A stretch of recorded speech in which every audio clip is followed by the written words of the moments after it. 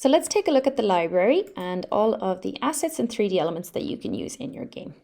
When you open the library, as you can see, you have your search bar to search through the elements in the library. You can decide to display 50 or 100 elements per page, and you can use these arrows to move through the pages. So let's start by looking at characters. As you can see, we've got hundreds of characters to choose from, all different ages, ethnicities, and different types of dress.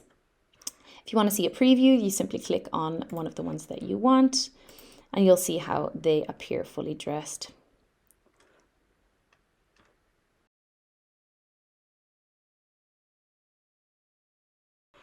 Now let's look at objects.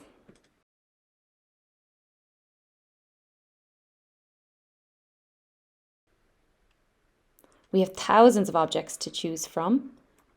In the library, objects can be used to decorate your scenes, like set decoration for your scenes to populate them, to tell your story. But objects can also be used within the game. They can be collected and used later on. A typical example of this is collecting a set of keys and using them later to open a door, for example.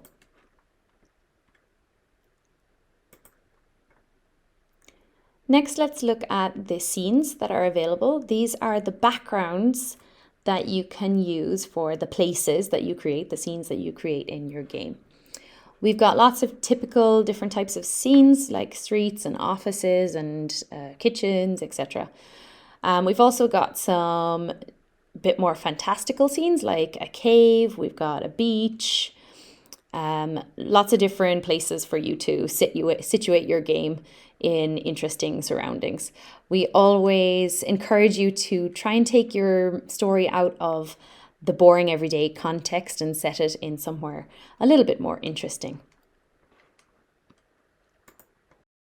And as you can see, there's other types of assets here on my drop-down list, because from this Add Document button here, I can add the rest of the assets that I need myself. Any of the 2D images that you need for your game, all of the PDFs, and of course any of the videos you might be using to teach your lessons or as part of the story.